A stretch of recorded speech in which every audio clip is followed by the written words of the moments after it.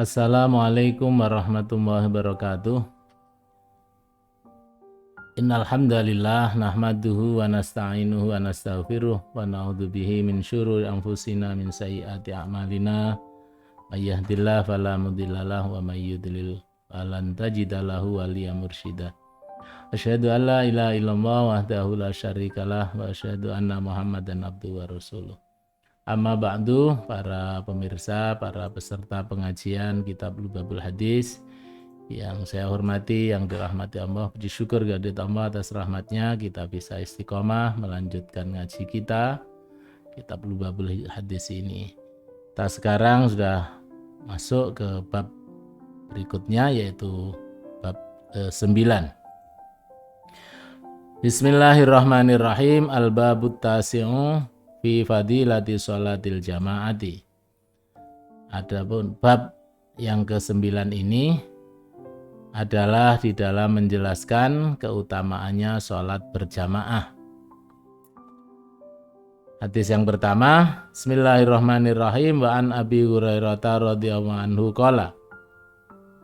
Dari Abu Hurairah, sahabat Abu Hurairah, semoga Allah meridhoinya, beliau telah bersabda, berkata, Ausani habibi Rasulullah sallallahu alaihi wasallam, telah berwasiat padaku kekasihku yaitu Rasulullah sallallahu alaihi wasallam, faqala li, sehingga dia berkata padaku, ya Aba Hurairah, wahai Abu Hurairah, sholli ma'al jama'ati, sholli sholatlah kamu ma'al jama'ati dengan berjamaah atau bersama orang banyak.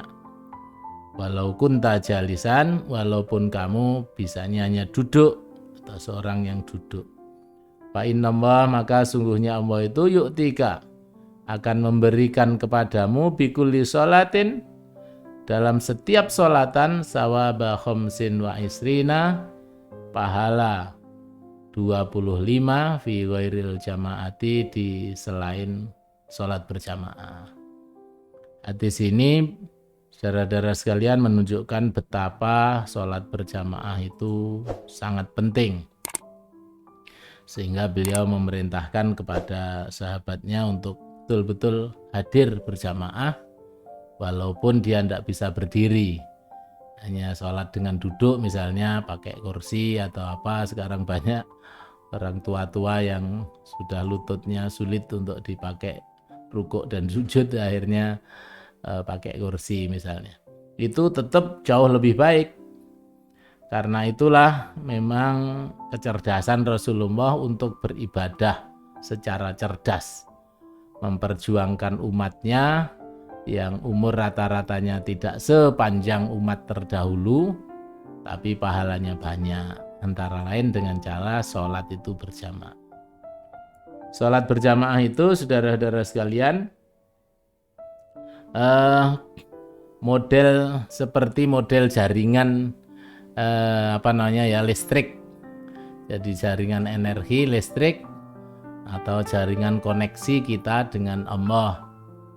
Maka modelnya pakai jaringan. Kalau sendiri itu ya langsung sendiri kepada Allah. Tidak, kalau berjamaah itu berarti model pakai jaringan. Bisa pakai jaringan sambungan sambungan paralel. Nah, paralel itu semua nyambung, tapi semua juga sambung internal masing-masing.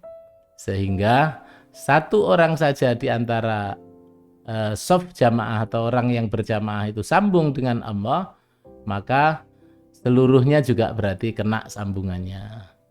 Seandainya sehingga cara inilah cara luar biasa berjamaah.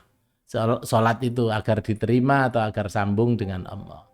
Sholat itu Bapak Ibu sekalian, rahimakumullah, menurut saya lebih pada proses menyambung dengan Allah untuk mendapatkan energi atau memberi konsumsi pada ruh kita.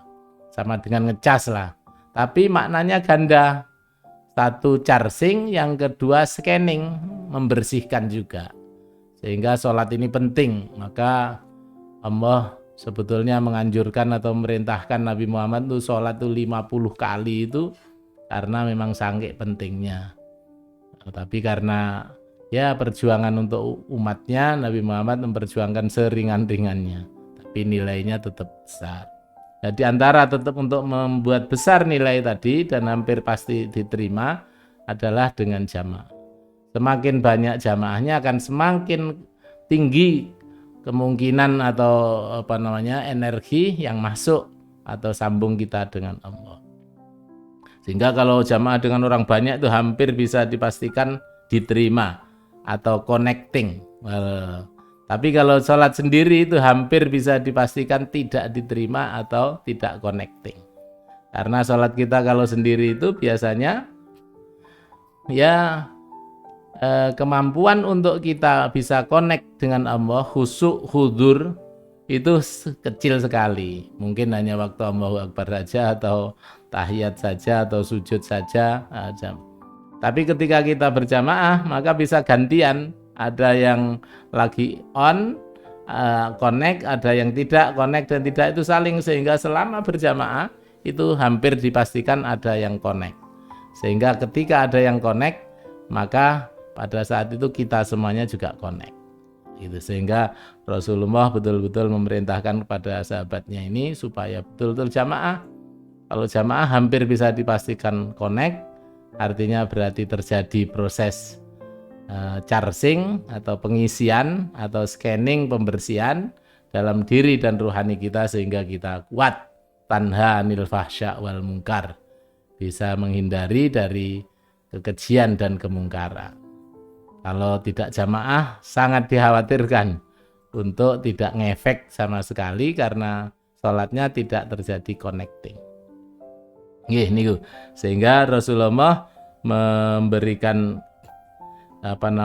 reward agar dilakukan betul. Dulu hitung-hitungannya seperti itu adalah pahala ya, upah itu ya, karena kebanyakan orang Arab selalu dagang, maka orientasinya mesti upah gitu atau keuntungan itu, maka dikatakan satu kali sholat jamaah bisa bernilai seperti 25 kali. Ada riwayat 27 kali. Ada yang riwayat kalau bagus jamaahnya itu bisa 50 kali.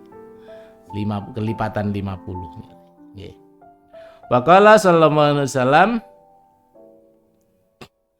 fadlu sholatil jamaati ala sholatir rajuli wahdah khamsun wa isrina darajatan. Fadlu sholatil jamaati, keutamaan atau kelebihan sholat berjamaah, ala sholatir rajuli wahdah, atas sholat seseorang sendirian, khamsun wa isruna darajatan adalah 25 derajat. Maksudnya 25 derajat itu adalah 25 kali atau kelipatannya itu.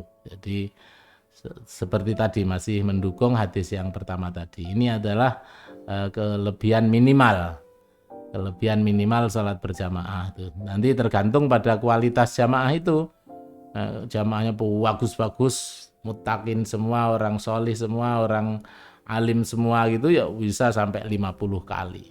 Ada yang bisa 27 kali dan sebagainya. Tergantung pada kualitas. Kalau rucah itu? Rucah itu ya anak cah cili, ada anak kecil, ada anak besar, anak orang alim, ada itu. Ya itu mungkin tadi rata-rata minimal 25 derajat atau 25 kali. Wa fadlu sholati tatawwu'i fil baiti, dan keutamaannya sholat sunnah tatawwu, namanya sholat sunnah yang suka-suka, tambahan fil baiti di rumah, ala fi'liha pada pelakunya, fil masjidi di masjid, kafadli sholatil jamaati seperti keutamaannya sholat berjamaah, ala sholatil munfaridi pada sholat munfarid. Artinya kebalikannya dari tadi. Kalau sholat yang disebutkan berjamaah nilainya 25 kali itu sholat fardu maksudnya. Nah kalau sholat sunnah nafilah atau tatawuan, sholat sunnah yang suka-suka, termasuk mungkin rawatib juga atau enggak, ini disebutkan berarti tatawu itu mungkin sholat duha, sholat hajat, sholat yang lain, sholat tobat, sholat tasbih, sholat apa, itu lebih utama di rumah daripada di masjid. Hadis ini saudara-saudara sekalian memberikan pengajaran pada kita agar memfungsikan rumah untuk sholat juga, agar rumah kita juga bercahaya, agar tidak seperti kuburan yang gelap gulita. Di rumah kita juga bercahaya seperti masjid juga, tapi ya lebih minor. Katakanlah masjid kita di alam ruhani seperti matahari, rumah kita seperti bulan. Ada cahaya redupnya yaitu cahaya sholat. Sholat apa yang dikerjakan di rumah? Namanya sholat sunnah tatawu, sholat duha, sholat tasbih, sholat hajat, sholat yang lain, sholat tahajud, macam-macam baiknya dilakukan di rumah. Agar rumah kita penuh bersinar juga, bercahaya juga karena cahaya sholat-sholat sunnah kita. Kalau masjid kita bercahaya, bersinar karena sholat-sholat fardu, sehingga imbang. Rumah-rumah kita bercahaya semua, sehingga di alam ruhani betul-betul menerangi semua di masyarakatnya, dan sehingga masyarakatnya menjadi masyarakat yang bagus. Saya kira demikian. Mudah-mudahan apa yang kita aji bersama ini akan memberikan kita manfaat, maslahah, barokah fid dini wa dunya wal akhirah. Assalamualaikum warahmatullahi wabarakatuh.